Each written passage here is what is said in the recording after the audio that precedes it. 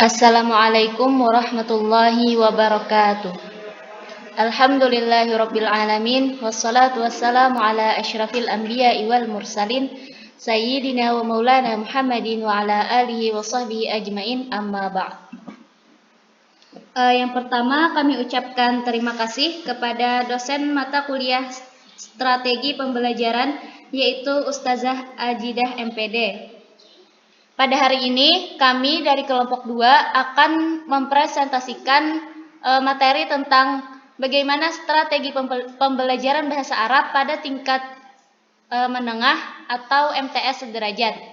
Sebelumnya kami akan memperkenalkan anggota kelompok dari kelompok 2 kami sendiri. Yang pertama ada Helda, kemudian Marhamah N, Norlina, Novita Sari, Nurul Baiti, Rusmeli Ulpah.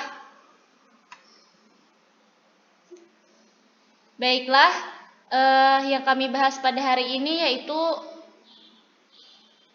pengertian, tujuan, dan strategi yang digunakan dalam pembelajaran pada jenjang pendidikan MTS atau tingkat menengah sederajat. Baiklah, kita masuk ke materi yang pertama yaitu pengertian aswad. Dalam bahasa Arab, ilmu bunyi diistilahkan dengan ilmu aswad.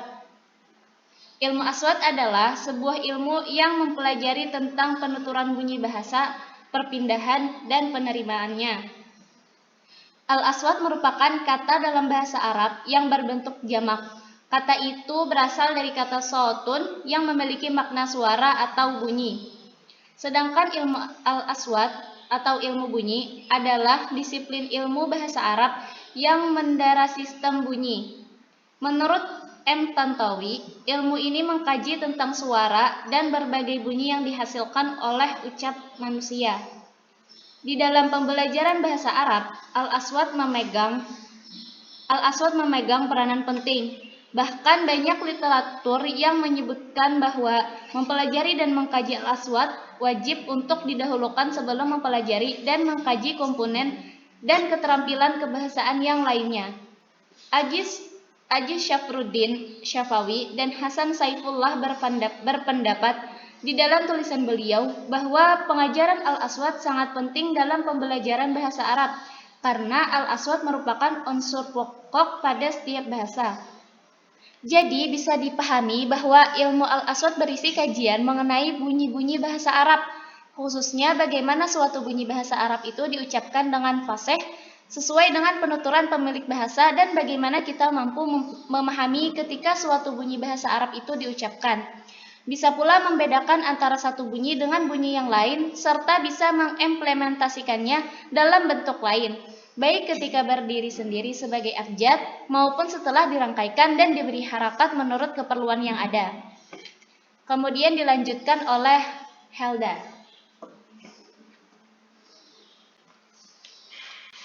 2. Pengertian mufradat atau kosakata.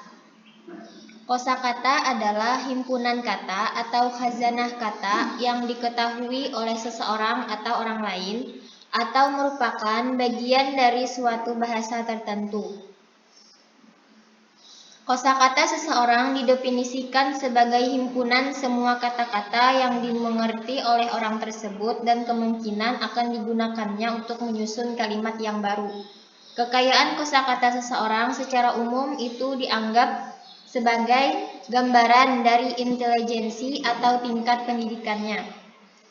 Nah, jadi kosakata itu merupakan kumpulan kata yang membentuk suatu bahasa yang diketahui seseorang dan digunakannya untuk membuat kalimat atau berkomunikasi dengan masyarakat. Jadi dapat kita ketahui apabila setiap orang memiliki kosakata yang banyak, otomatis dia akan mudah berbicara untuk mengembangkan bahasa yang diucapkannya karena dia memiliki kosakata yang banyak. Begitu juga jika kita memiliki kosakata yang banyak dalam berbahasa Arab, otomatis kita akan mudah menerapkan maharah kalam dalam berbicara bahasa Arab. Kemudian kita masuk ke materi selanjutnya, yaitu tujuan mempelajari ilmu al-aswad dan mufradat dalam bahasa Arab. Saya persilahkan kepada Marhamah.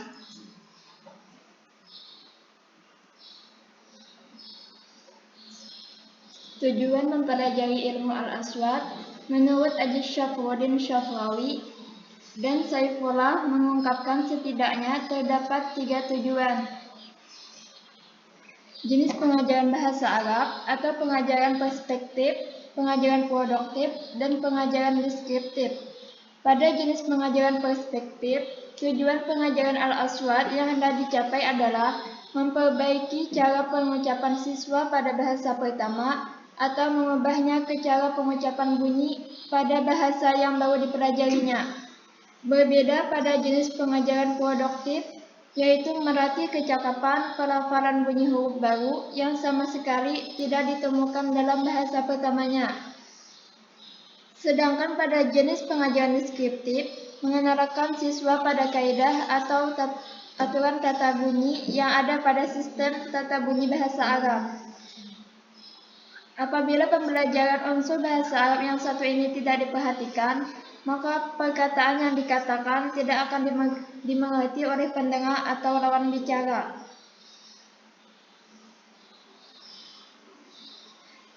Jadi tujuan mempelajari ilmu aswad itu ada 3. Yang pertama perspektif, yang kedua pengajaran produktif, dan yang ketiga pengajaran deskriptif. Selanjutnya dilanjutkan oleh Nurul Baiti. Yang kedua, tujuan mempelajari mufradat. Menurut Mustafa, mengungkapkan bahwa tujuan mempelajari mufradat adalah untuk memperkenalkan kosakata baru kepada siswa, baik melalui bahan bacaan maupun fahmu al-masmu. Dan juga dapat melatih siswa untuk dapat mengucapkan kosakata dengan baik dan benar. Karena pengucapan yang baik dan benar mengarah pada keterampilan berbicara dan membaca yang baik dan benar. Dan mampu mengapresiasi dan memfungsikan mufradat dalam ekspresi lisan dan tulisan sesuai dengan konteks yang benar. Seseorang yang mempunyai banyak kosakata bahasa Arab yang memadai dapat menunjang seseorang berkomunikasi dan menulis bahasa tersebut. Dengan demikian, dapat dikatakan bahwa berbicara dan menulis yang merupakan kemahiran berbahasa. Karena dalam berbahasa harus didukung oleh pengetahuan dan penguasaan kosakata yang kaya, produktif, dan aktual. Ya, kita lanjut ke materi selanjutnya, yaitu strategi pembelajaran ilmu aswad dan mufradat pada tingkat menengah atau MTS sederajat. Untuk ini, yang pertama kami minta kepada Novita Sari, dipersilahkan. Bismillahirrahmanirrahim. Strategi pembelajaran ilmu aswad terbagi menjadi 2, yaitu metode sintesis dan metode analisis.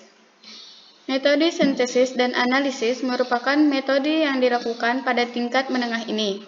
Dalam tingkatan menengah, siswa seharusnya telah memiliki beberapa kosakata dan mufradat. Maka dari itu, pembelajaran ilmu aswad harus diintegrasikan dengan pengetahuan siswa tentang mufradat. Yang pertama, metode sintesis. Metode sintesis ini dimulai dengan mengenalkan huruf-huruf, kemudian dirangkai menjadi kata. Sebagai contoh, nabata, yaitu dari kata nun, ba, dan ta. Kemudian yang kedua, metode analisis. Metode ini dimulai dengan kata, kemudian dikupas menjadi bunyi-bunyi huruf atau dimulai dengan kalimat. Kemudian dikupas menjadi kata-kata dan dikupas lagi menjadi huruf-huruf. Contohnya, huruf ka, la, dan mim menjadi kalamu. Kedua teknik tersebut mengintegrasikan antara aswad dan mufradat, sehingga siswa dapat menambah mufradat dan juga melafalkannya dengan baik dan benar, sehingga menciptakan kefasihan dan kelancaran dalam berbicara sehari-hari. Dalam tingkatan ini, siswa telah memiliki beberapa pengetahuan bahasa Arab, maka dalam pembelajaran ilmu aswad lebih diintegrasikan pada mufradat. Misalnya latihan menyimak, contoh guru melafalkan wallahu sami'un basir. Respon si A yaitu wallahu sami'un basir, sedangkan respon B wallahu sami'un basir. Yang pertama menggunakan ain, yang kedua menggunakan hamzah.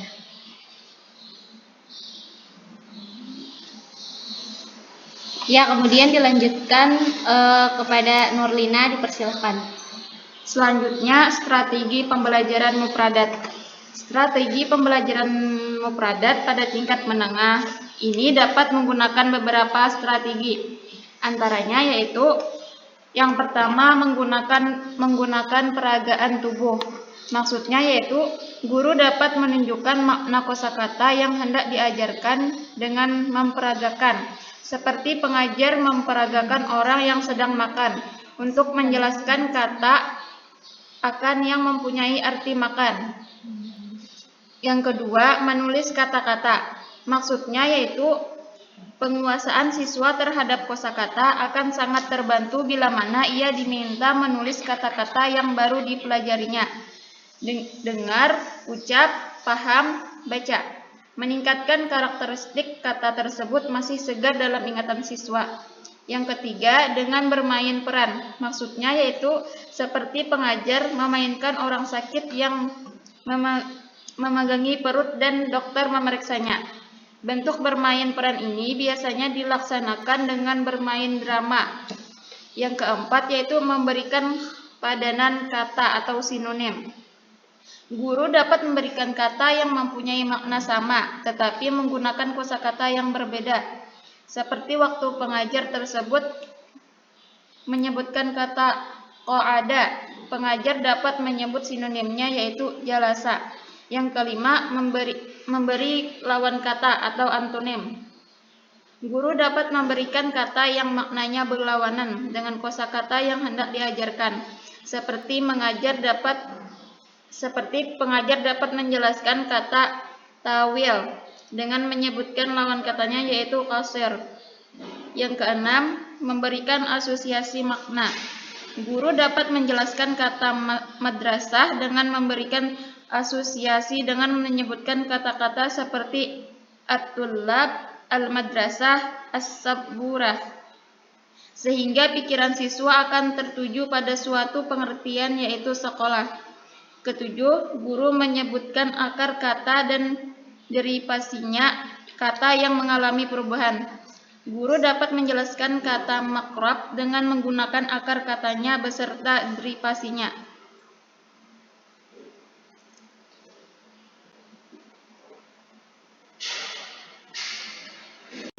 Nah, jadi itu tadi materi yang telah kami sampaikan. Adapun kesimpulan dari materi pada hari ini yaitu kata aswad. Di dalam bahasa Arab, kata aswad berasal dari kata sotun yang berarti suara, yaitu bagaimana seseorang mengucapkan bunyi suara dalam bahasa Arab dengan baik dan benar. Metode pembelajaran aswad adalah langkah-langkah umum tentang penerapan teori-teori yang ada pada ilmu al-aswad dengan mengadakan pilihan-pilihan tentang keterampilan khusus mana yang harus diajarkan dan materi apa yang harus disampaikan.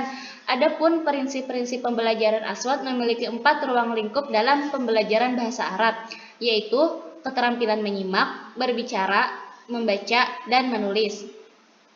Sedangkan kosakata atau mufradat dalam bahasa Arab adalah himpunan kata atau khazanah kata yang diketahui oleh seseorang atau orang lain yang merupakan bagian dari suatu bahasa tertentu. Peran kosakata dalam menguasai kemahiran berbahasa sangat diperlukan, sebagaimana yang dinyatakan Valet bahwa kemampuan seseorang untuk memahami kemahiran berbahasa sangat bergantung pada penguasaan kosakata yang dimiliki. Meskipun demikian, pembelajaran bahasa tidak hanya identik dengan hanya mempelajari kosakata. Nah, jika kalian sudah paham akan materi yang kami sampaikan, Maka kami akan menyediakan soal untuk kalian jawab.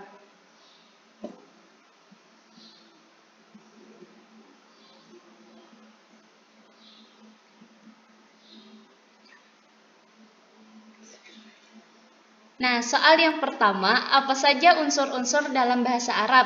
Kemudian jelaskan. Yang kedua, kenapa kosakata atau mufradat sangat berguna dalam penguasaan atau kemahiran dalam berbahasa? Yang ketiga, kenapa ilmu aswad termasuk unsur penting dalam suatu kebahasaan?